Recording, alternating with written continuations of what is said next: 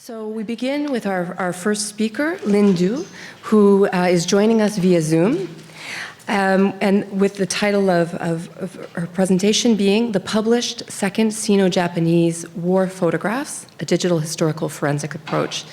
We're very fortunate to have Lin Du here with us, virtually, who is currently a postdoctoral fellow, jointly appointed to the Departments of Japanese Studies and Chinese Studies at the National University of Singapore. She completed her PhD at the Department of Asian Languages and Cultures at UCLA, where her dissertation, Chinese Photojournalism, 1937 to 1952, Materiality and the Institutionalization of Culture via a Computer Vision Approach, utilized advanced computer vision techniques to explore wartime visual media culture. Lin holds an MA from the Regional Studies East Asia program at Harvard University and a BA in Chinese language and literature from Peking University. Her pioneering work in machine learning has been published in the ACM Journal on Computing and Cultural Heritage, and her contributions to humanities research are forthcoming in the Journal of Chinese Cinemas and Asia-Pacific Perspectives. Join me in welcoming Lin Du. Thank you very much. Can everyone hear me well? They're saying yes. Okay, thank you so much, Brian, for arranging the equipment. So before I begin, please allow me to share some personal notes because unfortunately, I couldn't be in person at the conference venue, but it's really great to be here, and thank you so much for having me. I flew all the way from Singapore to Toronto for this conference, and was really looking forward to meet more people, more of you in person. But unfortunately, I came down with a flu right after I arrived. So I've mostly been recovering quietly on the sidelines. But even from the margins, I've been deeply inspired by the conversations and discussions and these presentations that I've heard, and many topics such as, the themes of image circulation by Nicola and Daniel yesterday, and also Lauren's talk, and also Diane's presentation this morning really all deeply inspired me. So I was really wanted to especially thank Theory, Rachel, and Christian Brian for being so kind and so supportive throughout, and I really appreciate it. So and I would also like to express my deep appreciation to Professor Lauren Tilton and also Professor Taylor Arnold, because both of them were the first people who took me learn computer vision back in 2019. So their pioneering work has been really influential to the methodological work that I'm going to present. So therefore, it's really both humbling and exciting to share my work with you today. Okay, so now let me begin. The Second Sino-Japanese War was not only a clash of armies and ideologies, but also a battle of images. Yet the wartime photographs from China and Japan's own archives remain a largely untapped site of visual history and politics. Within dominant photo history narratives, iconic World War II images tend to be those taken by Western photographers or circulated in Western media. By contrast, East Asian wartime photojournalism, especially Chinese and Japanese photographs, has received scant attention. And this relative neglect is striking given the scale and significance of these materials. Post-colonial visual theories provide invaluable touch points for examining such a corpus. Professor Thi Fu here at University of Toronto, for instance, has urged scholars to pay closer attention to militarized visual cultures beyond the West, noting that images are not just passive reflections of war, but active agents that shape how conflicts are understood. So indeed, wartime photographs in Asia often reveal a contested politics of looking. Japanese occupation magazines sought to project an image of benevolent authority or modernizing mission, while Chinese communist pictorials aimed to inspire resistance and communist solidarity. So two archives from the empirical foundation for this study. First, the North China Railway Archive at Kyoto University. This is a digital collection of nearly 40,000 photographs created by the Japanese-controlled North China Transportation Company during the war. And these images document infrastructures, daily life, and Japanese administration in occupied territories, often with the intent of presenting a vision of colonial order and industrial modernity. Excuse me. So many were never published, offering a rare glimpse. Excuse me. Many were never published, offering a rare glimpse into both the visual ambitions and internal constraints of occupation-era image production.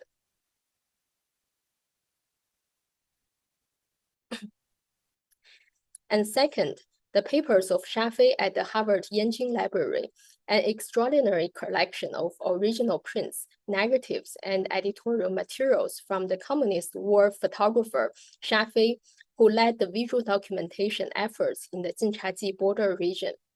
His images, widely disseminated through the Jinchaji Pictorial, played a vital role in shaping the visual culture of the Chinese resistance. These two archives, rarely studied in tandem, offer not only contrasting perspectives on the war, but also an opportunity to explore how photographs were edited, captioned, and repurposed in response to shifting ideological and logistical pressures. So by tracing the circulation and transformation of these images, we gain insights into how visual narratives of war were crafted and contested on the ground. So this brings me to the methodological core of my project, which I termed digital historical forensics. Developed during my doctoral research, this approach combines the interpretive sensibilities of media history and art historical analysis with the pattern recognition capabilities of computer vision. Traditional methods often focus on these visible elements of an image, its content, style, or historical context. But computational tools open new possibilities, allowing us to map the unseen, connections between the images, trends in visual styles, or patterns of dissemination that reveal how meaning is constructed and contested. In the realm of historical inquiry, the role of the historian often parallels that of a detective, meticulously piecing together fragments of the past to construct narratives that illuminate our understanding of historical phenomena. So digital historical forensics enables us to act as detectives, employing AI as our magnifying glass to examine these images with unprecedented detail and accuracy.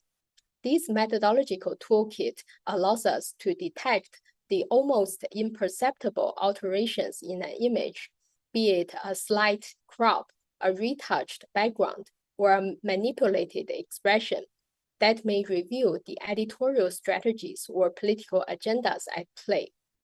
Beyond merely identifying these modifications, our approach contextualizes them within the broader social political landscape, drawing connections between the visual modifications and the ideological narratives that they serve. So by leveraging this data-assisted approach, scholars can uncover more substantial and meaningful evidence within visual materials. Importantly, this approach transforms photographs from mere representations to tools for accessing their indexical reality, connecting them directly with the historical context they depict. This can allow us to see beyond static photographs and understand the dynamic historical forces at play. So as we all know, the 20th century saw the dissemination of countless photographs in print media, presenting a formidable challenge to humanities scholars tracing image circulation. This study demonstrates how computer vision as an auxiliary tool for image analysis can illuminate the intertextuality between images and the accompanying textual captions in their contexts, thereby providing deeper insights into the evolution of editing strategies. So in my case study, I will highlight the importance of contextual analysis and demonstrate how our methodology innovatively integrates this traditional approach with the advanced computer vision technology. So as a case study for my approach, I will introduce the Jinchaji Pictorial, a significant World War II-era photographic publication of the Chinese Communist Party, or the CCP, which meticulously documented diverse facets of war, construction, and everyday life from 1937 to 1948. The print runs of the Jinchaji publications, some reaching up to 440,000 copies, alongside their strategic distributions among the military, suggest their significant reach as a form of mass media. Despite the pictorial historical significance, there has been little record on how their editors work and their editorial manipulation of images within historical pictorials. So now imagine if we could step into the editorial room of the 1940s, not just to see the final image, but to trace the journey, how an image was cropped, captioned, or reused to convey a shifting message. With computer vision, we can begin to do just that. Although I don't plan to go deep into the technical details today, I will give a brief introduction of the computer vision pipeline that's developed by my team. So for our source dataset, we have more than 2,000 original historical photographs from the Harvard Yanqing Library, Shafei Archive. We also have a target dataset of more than 1,000 magazine pages scanned from the Jinchaji Pictorials. Because sometimes the magazine page has wide margins or large empty spaces, or has several images published on the same page. So we use an image cropping, we use YOLO V7 to crop the smaller images out from the magazine pages. And because we want to compare the original photographs in the source dataset with the cropped printed images, so we trained an ensemble of 3 machine learning models on the cropped printed images and the original photographs. This model then compared the similarities of images between the source dataset and the target dataset, thus identify patterns in the circulation of historical photographs and revealed the editing strategies of propaganda magazines. So if you are interested in the technical details, our pipeline has been published, and I'll put the link of our paper in the end of this presentation. So by comparing the original photographs and their printed versions in pictorial magazines identified in our pipeline, computer vision has been instrumental in contextualizing historical photographs in 2 significant ways.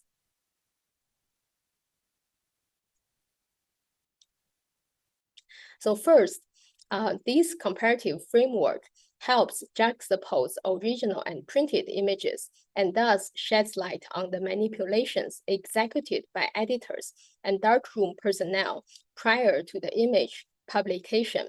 So as you can see in this example, the upper part, the upper part of the original image was slightly cropped out in the printed version. And secondly, computer vision affords us the opportunity to map the publication trajectory and circulation history of these photographs. So as you can see in this example, the original image, when it gets published, was accompanied by various different textual captions. And you can see the original image was again cropped when it gets published. So what are the interesting outcomes that this computer vision pipeline helped us do? So due to the scarcity of photographic equipment, film printing resources, and skilled talents, one of the characteristics of Jinchaji Pictorial was the repeated use and adaptation of photographs across different wartime contexts. So images were often cropped, altered, repurposed, or recaptioned to fit shifting ideological and editorial needs. We have used the computer vision pipeline to systematically find out these editorial traces. So as I was talking how these images has been repeatedly used in the Jinchaji Pictorial. So I'm going to show you a few examples. So one of these is how when one image was cropped. So you see this image captures these war prisoners descending a ladder from a fort under this watchful gaze of 4 Chinese communist soldiers. However, in the published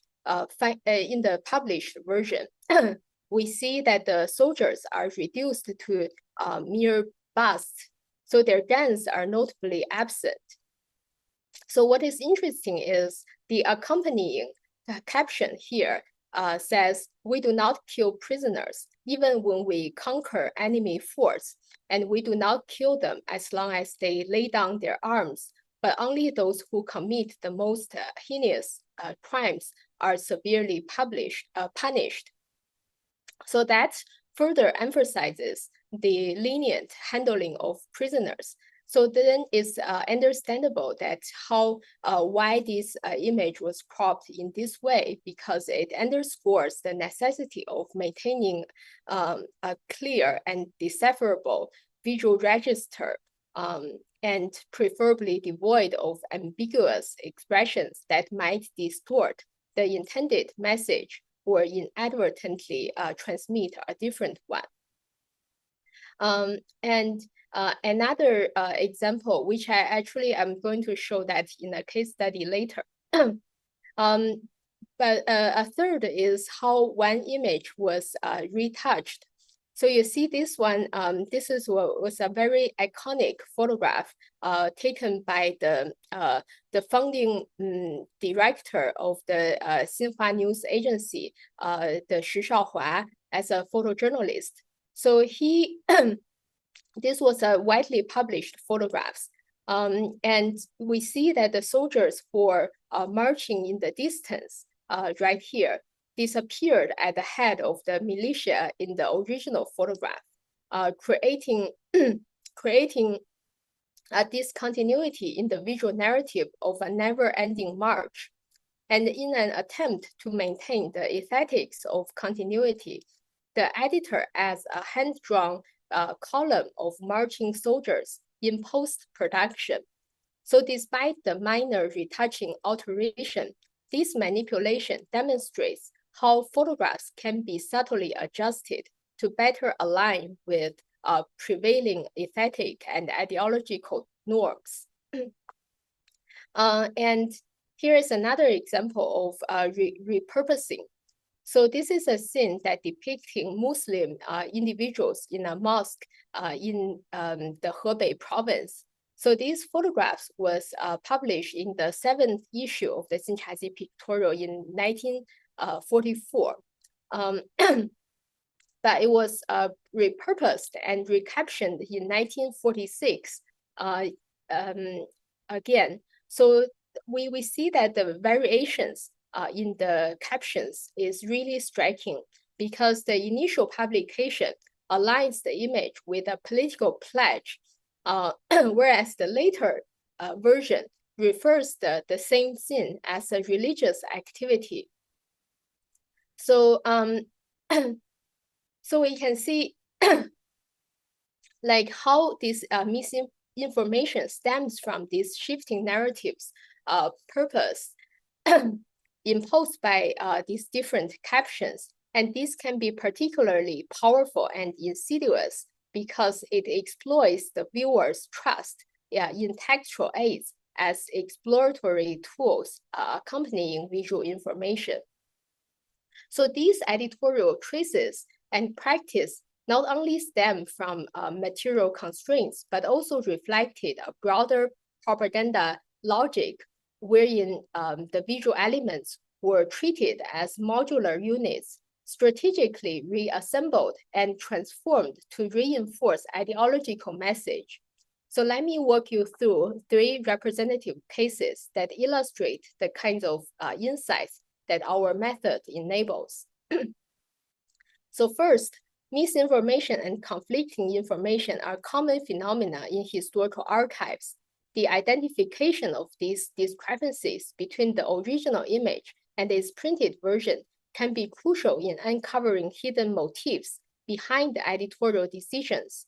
So in our first case, we have found that one photograph in 1943 was attributed to photographer Kong Wang. And as you can see in the caption here, it was titled "The Jinchaji 8th Route Army Outside Xifengkou." But if we conduct a fact check, we can see, as scholar Si Sushi has pointed out, these photographs was actually taken by photographer Shafei rather than Kong Wang. And the real shooting location was in Futuyu, Laiyuan County, rather than Xifengkou, Qianxi County.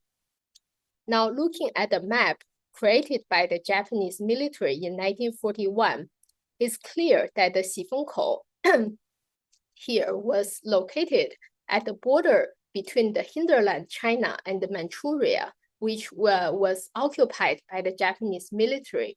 So historians then may speculate that the use of a wrong caption may be intentional misinformation by the Chinese propagandists as they sought to exaggerate their sphere of influence, although through modern mass media reaching beyond China's hinterland.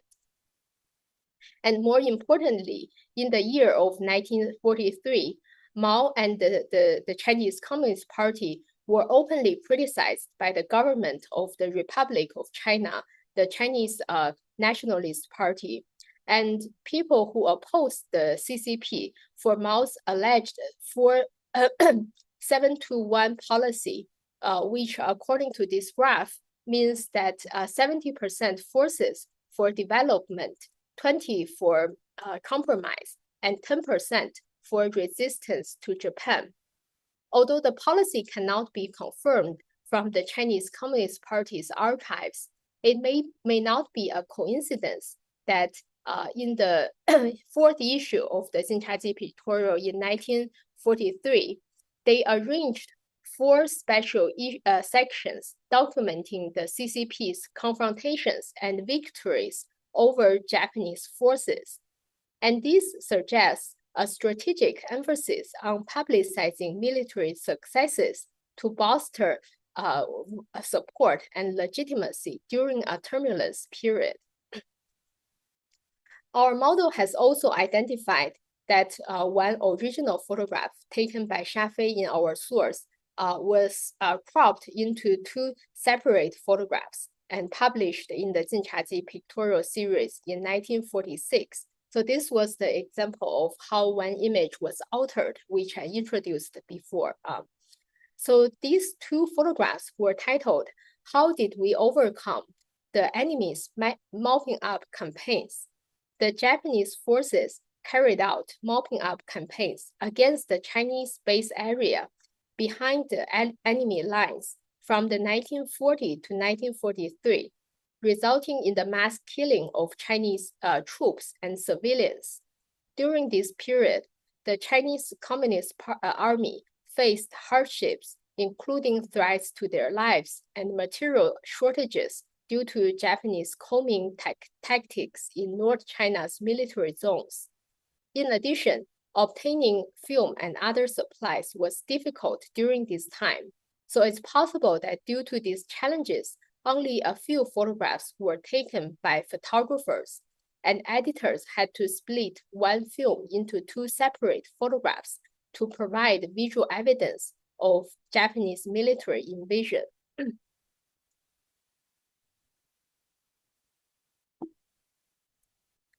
So in our third case study, our source data contain another photograph of local peasant Liu Hanxing's enlistment in the army.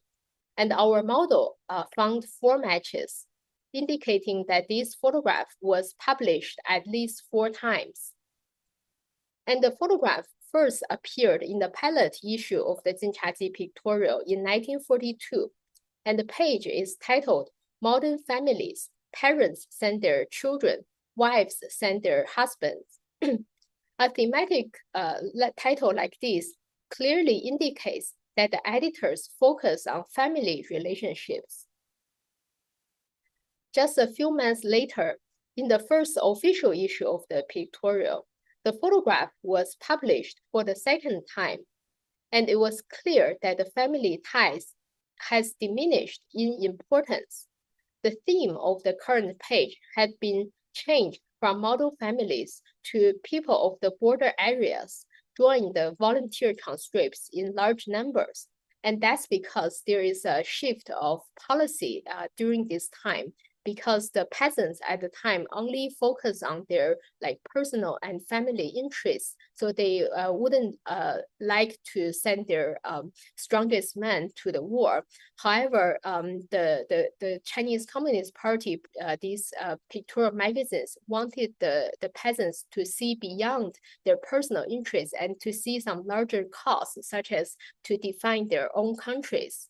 So we see that how they shift the focus into these people of the border areas and join the volunteer conscripts. And the photograph was published for the 3rd time in a later issue in 1945. And this publication gave very little space to the photo. However, it's noticeable that the peasant's name had been removed from the photo and replaced with common people. Now, in the 1946 issue of the Jinchaji Pictorial, this photograph was published for the last time, and likewise, Liu Hanxing's name was omitted, and he was referred to as a youth.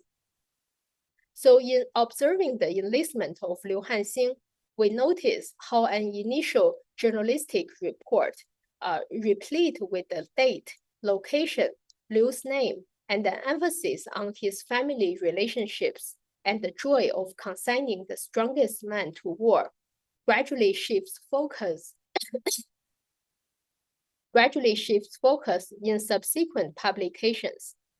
As the story progresses, family ties yield to broader political activities, with individual details gradually receding into the background, and abstract meanings communicated through text, supplanting them to forge a unified narrative.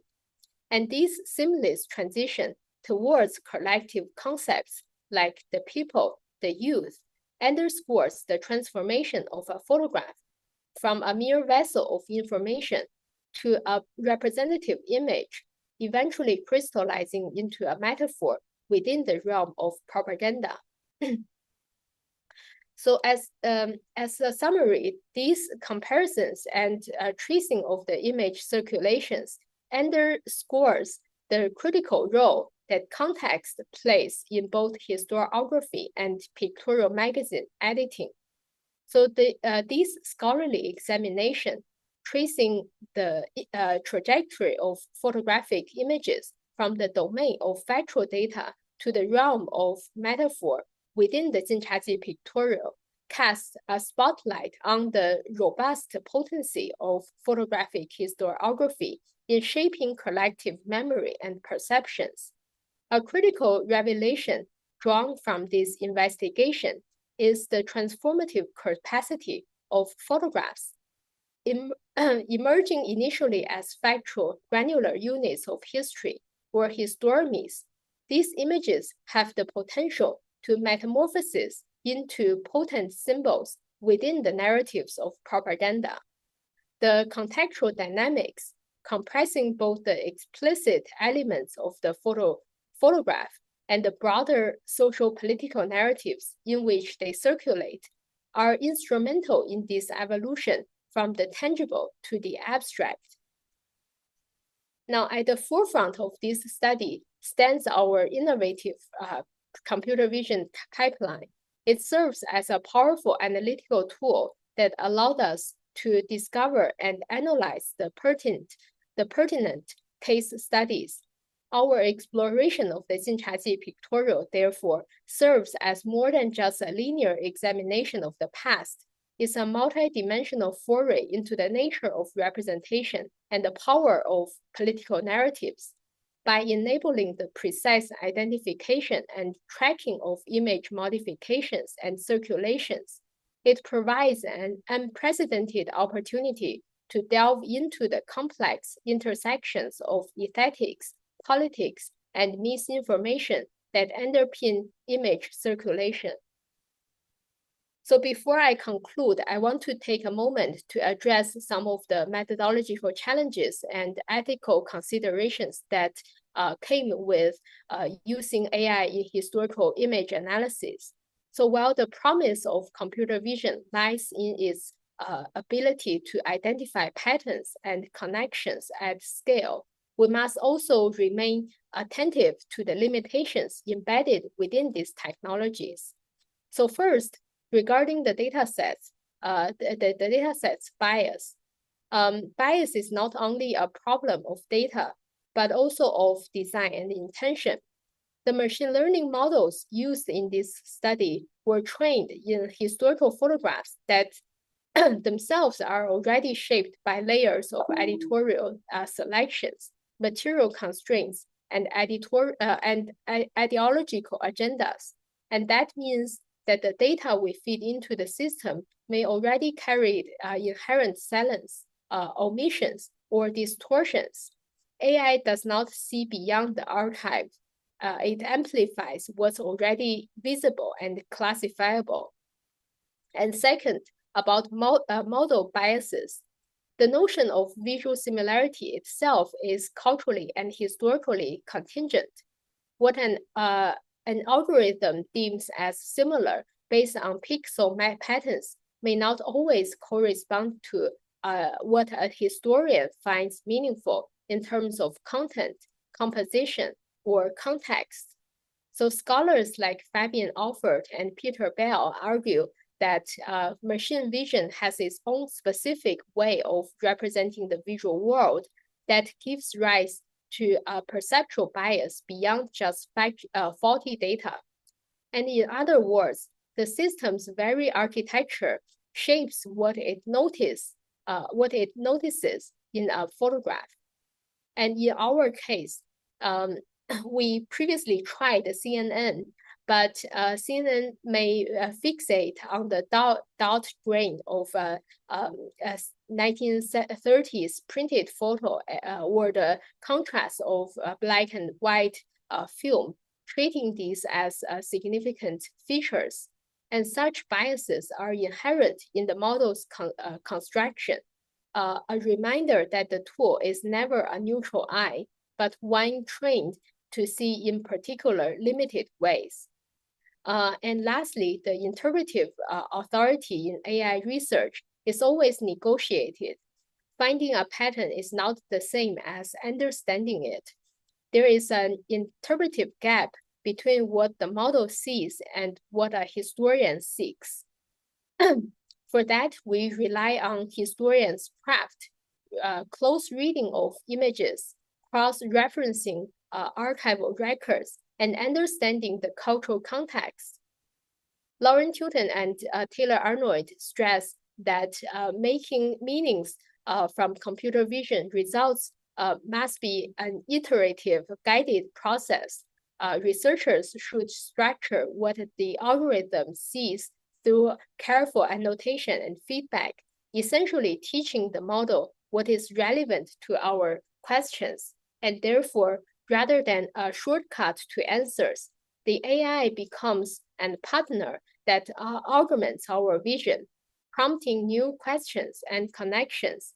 The findings only gain historical validity through this interpretive collaboration with which grounds every pattern in evidence and context. So by applying these machine learning methods, digital historical forensics proves generalizable and extendable across diverse cultural contexts and archives, facilitating cross-regional research. And this approach not only enables robust source criticism at a new scale, but also encourages the digitization of offline archives. It compels us to critically assess how images have been used and interpreted, enhancing our overall understanding of historical visual media and encouraging us to challenge conventional narratives to uncover deeper truth. So I hope that our work not only contributes to the ongoing efforts in computer vision and digital humanities, but also sparks new collaborations and ideas. And I offer this research as a modest contribution with the hope that it inspires deeper, richer scholarship from all of you. Thank you very much. I hope everyone can stay healthy.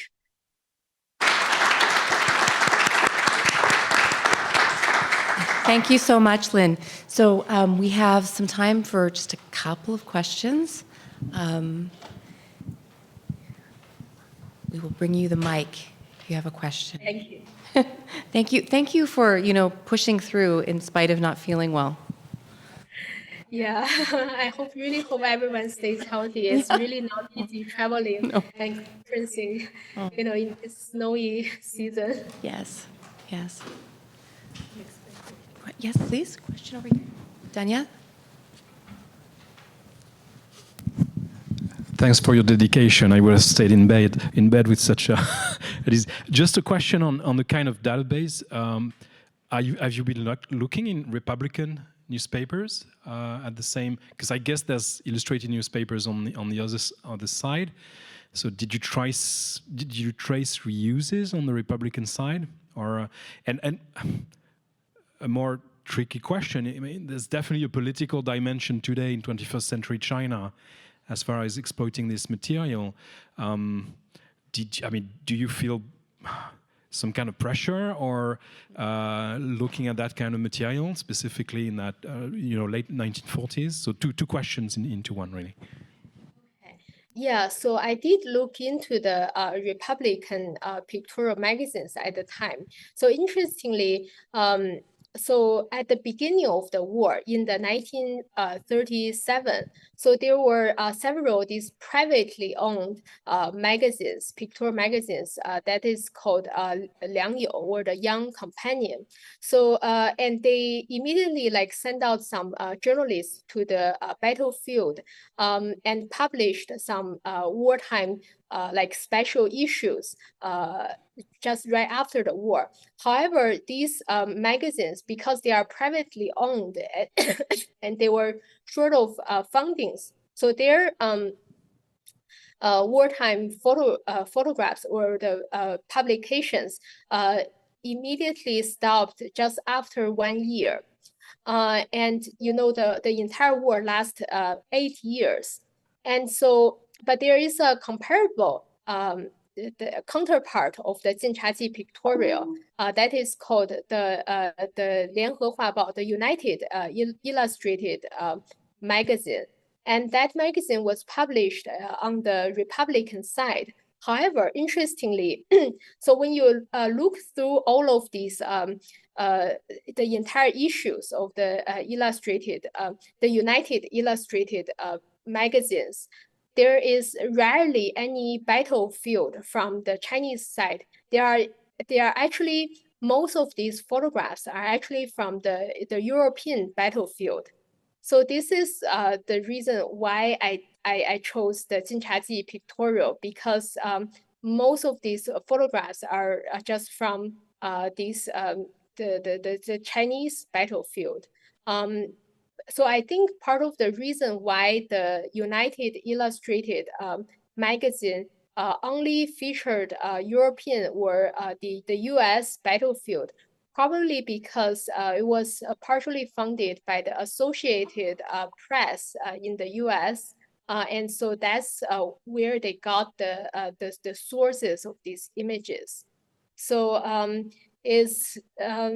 yeah, so that's the main reason. I think the Jinchaji Pictorial is important, and also the main personnel in the Jinchaji Pictorial magazine later on became the founding member of the official Chinese Xinhua News Agency, which is also the current Chinese Xinhua News Agency, and they also trained the group of is the first generation of Chinese photojournalists in like all over the country. So that's why the kind of aesthetic preference and some of these institutional protocols that that developed during the wartime actually stayed much longer until the founding of this PRC, the People's Republic of China, and was